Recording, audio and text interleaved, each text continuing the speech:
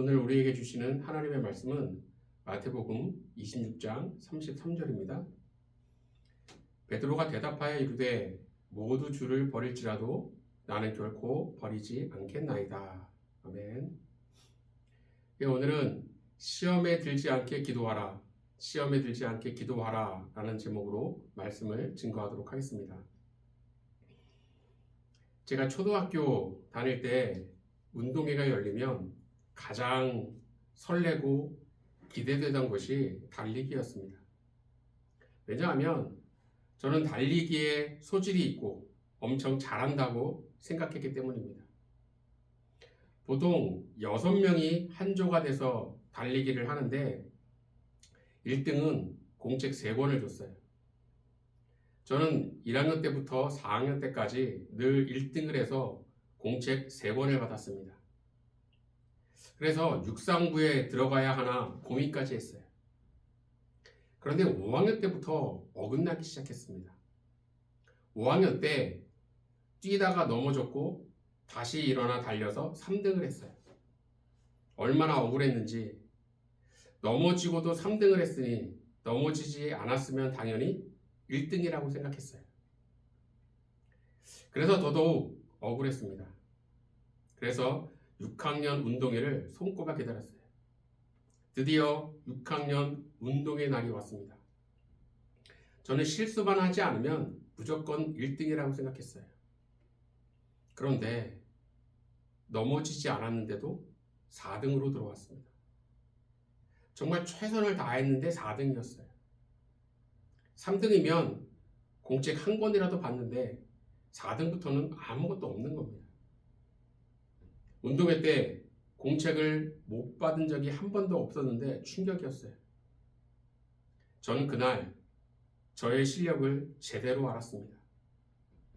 1학년 때부터 4학년 때까지 제가 1등을 할 수 있었던 것은 대진 운이 좋았기 때문입니다.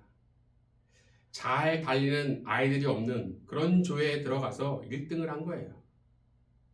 6학년 때 비로소 잘 달리는 아이들과 한 조가 돼서 달려보니 제 달리기 실력이 제대로 드러난 거죠. 4등이라는 결과를 맞닥뜨리고 나서야 제가 달리기를 잘하는 게 아니었음을 알게 되었습니다. 내 믿음의 실체, 이것은 언제 드러날까요? 바로 고난을 만났을 때 드러납니다. 평소에는 나 정도면 괜찮은 믿음이라고 생각했는데 교회에도 열심히 나가는 성실한 교인이라고 생각했는데 막상 힘들고 어려운 문제에 맞닥뜨리자 내 믿음 없음이 여실히 드러나게 됐다는 거죠. 마태복음 26장에 보면 예수님께서 제자들에게 오늘 밤 너희가 다 나를 버릴 것이라고 말씀하셨어요. 이때 베드로가 이렇게 대답을 합니다. 오늘 본문 33절을 보겠습니다. 베드로가 대답하여 이르되 모두 주를 버릴지라도 나는 결코 버리지 않겠나이다. 베드로는 다른 사람은 몰라도 나는 결코 예수님을 버리지 않겠다고, 그런 일은 없을 거라고 확신에 차서 말을 합니다. 본문에서 베드로는 결코라는 말을 해요. 이 말의 헬라어 원어의 뜻은 단 한순간도 라는 뜻입니다. 즉 자신은 단 한순간도 예수님을 버리는 일은 없을 것이고 그런 생각조차 하지 않는다는 거예요. 이것은 그렇게 하겠다는 다짐이나 결단이 아니라 정말 한치의 의심도 없는 확신이었습니다. 그러나 우리가 너무나 잘 알듯 베드로는 예수님이 붙잡히시자 도망쳤고 예수님을 모른다고 부인까지 했습니다. 막상 예수님이 붙잡히시는 충격적인 일을 맞닥뜨리자 베드로의 믿음의 실체가 드러났다는 거예요. 지금 여러분의 믿음의 실체는 어떻습니까? 하박국 3장 17절 18절을 우리 함께 봅니다. 비록 무화과 나무가 무성하지 못하며 포도나무에 열매가 없으며 감람나무에 소출이 없으며 밭에 먹을 것이 없으며 우리의 양이 없으며 외양간에 소가 없을지라도 나는 여호와로 말미암아 즐거워하며 나의 구원의 하나님으로 말미암아 기뻐하리로다. 아멘. 지금 하박국 선지자는 열매도 없고 양이나 소도 없습니다. 최악의 상황에 처해 있어요. 그런데 18절에 보니까 즐겁고 기쁘다고 말하고 있습니다.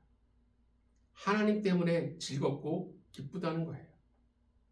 이런 하박국 선지자의 고백이 오늘 우리의 고백이 되어야 합니다. 힘든 고난에 맞닥뜨렸음에도 하나님 때문에 삶이 무너지지 않고 능히 평안할 수 있는 믿음이 되어야 한다는 거예요. 그럼 우리가 어떤 상황에서도 삶이 무너지지 않으려면 구체적으로 어떻게 해야 할까요? 바로 시험에 들지 않게 기도해야 한다는 겁니다.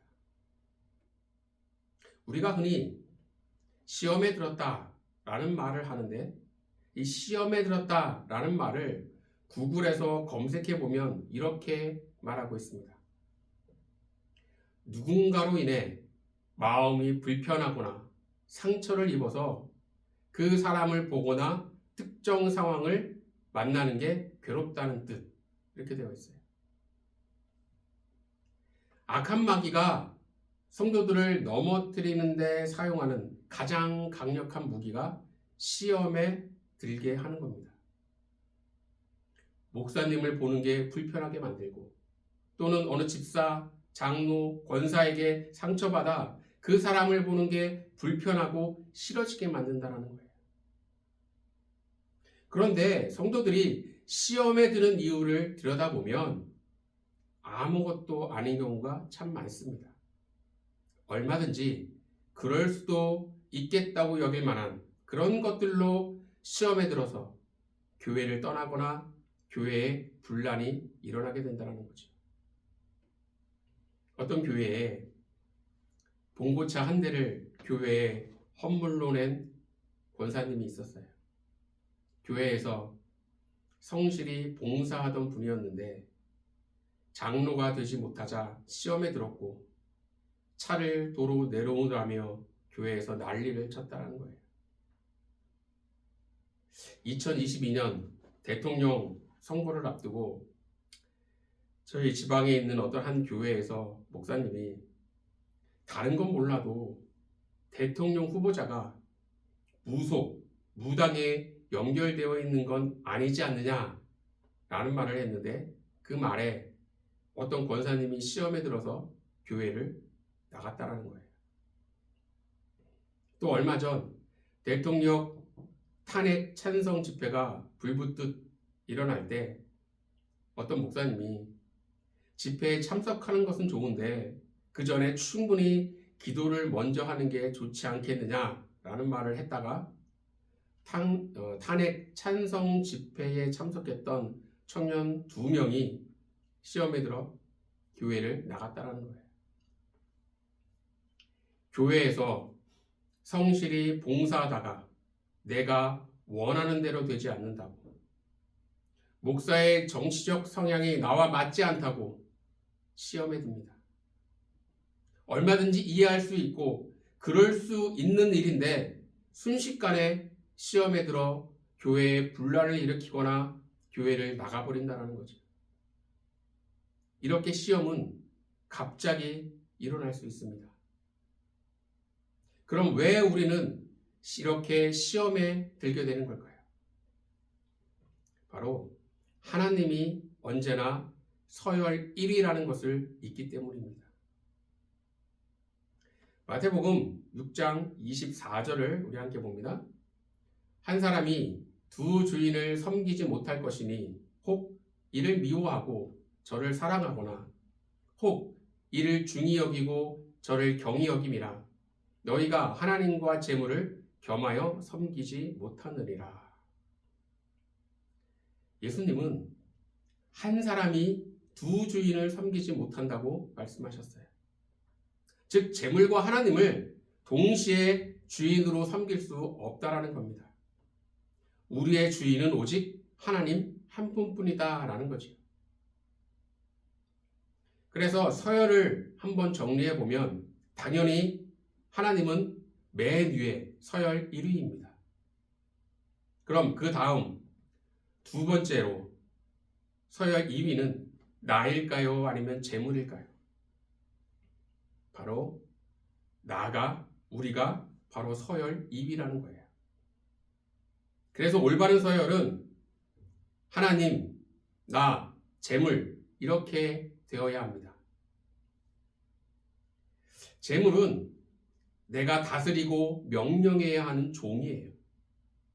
그런데 이 서열이 헷갈리거나 깨지게 되면 하나님, 재물, 나 이렇게 되기도 하고 때로는 재물, 하나님, 나 또는 나, 재물, 하나님 이렇게 서열이 뒤죽박죽 된다는 겁니다.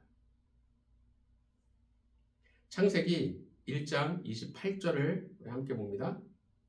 하나님이 그들에게 복을 주시며 하나님이 그들에게 이르시되 생육하고 번성하여 땅에 충만하라. 땅을 정복하라. 바다의 물고기와 하늘의 새와 땅에 움직이는 모든 생물을 다스리라 하시니라. 하나님은 사람에게 땅을 정복하라. 물고기, 새, 땅에 움직이는 모든 생물을 다스리라. 그렇게 말씀하셨어요.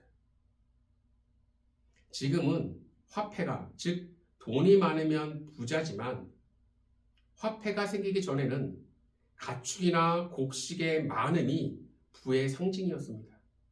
그래서 땅을 정복하고 모든 생물을 다스리라는 그 말씀 속에는 재물을 다스리라는 의미가 포함되어 있다는 것이죠. 그러나 오늘날에는 재물이 오히려 사람을 다스리고 있다는 거죠. 서열 관계가 완전히 깨졌다는 거예요. 무조건 하나님이 서열 1위인데 이 서열 관계가 깨지면 시험에 들게 됩니다. 내가 혹은 재물이 서열 1위로 올라서는 잘못된 서열이 만들어지면 악한 마귀가 주는 시험에 금방 빠져들게 돼 신앙에 문제가 생기고 삶이 무너지는 일이 벌어진다는 겁니다. 그럼 올바른 서열 관계가 깨지지 않도록 그래서 시험에 들지 않으려면 어떻게 해야 할까요? 바로 기도해야 한다는 거예요. 마태복음 6장 13절을 보겠습니다. 우리를 시험에 들게 하지 마시옵고 다만 악에서 구하시옵소서. 예수님이 우리에게 가르쳐 주신 주기도문인데 여기서 예수님은 우리를 시험에 들게 하지 마시옵고 라고 기도하라 그렇게 말씀하셨어요. 시험은 언제 어디서 누구에게나 갑자기 일어날 수 있으니 늘 시험에 들지 않도록 기도하라는 겁니다. 창세기 4장 5절을 보겠습니다. 가인과 그의 재물은 받지 아니하신지라 가인이 몹시 분하여 안색이 변하니. 아벨과 가인 모두 하나님께 제사를 드렸는데 하나님께서 아벨의 제사는 받으셨지만 가인의 제사는 받지 않았어요. 그래서 가인이 몹시 분하여 안색이 변했습니다. 즉 가인이 시험에 들었다는 거죠.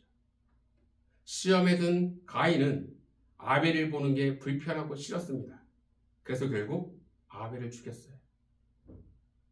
만약 가인이 하나님께서 자신의 제사를 받지 않으셨을 때 하나님 앞에 무릎 꿇고 기도했다면 어땠을까요?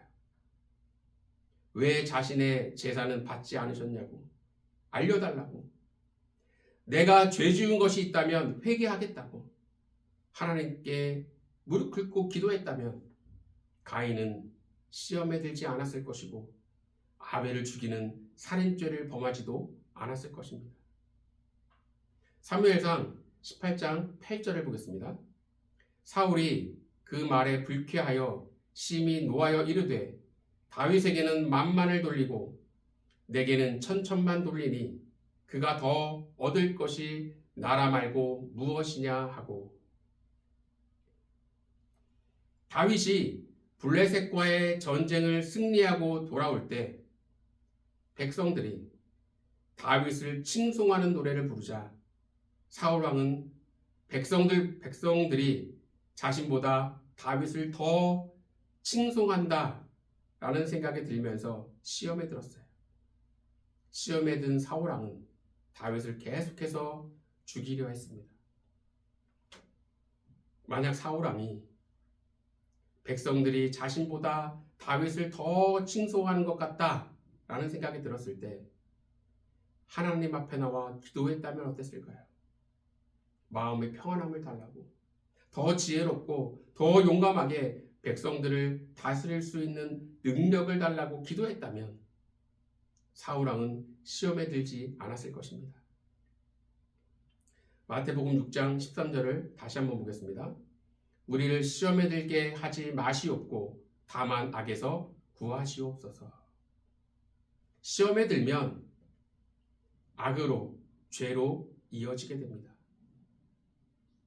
가인이 시험에 들자 아벨을 죽이는 악으로, 죄로 이어졌어요. 사울 왕이 시험에 들자 다윗을 죽이려고 하는 악으로, 죄로 이어졌습니다.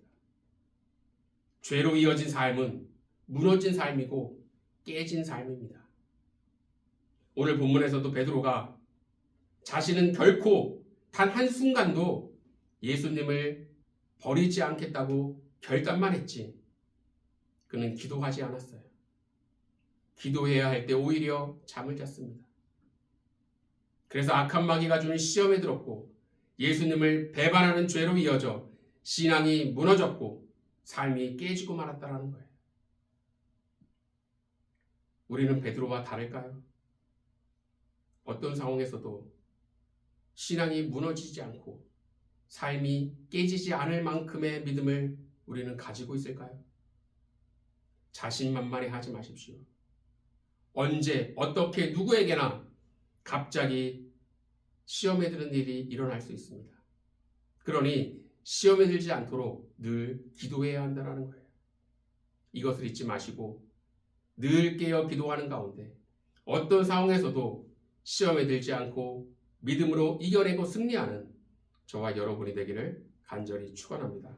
기도하겠습니다. 하나님,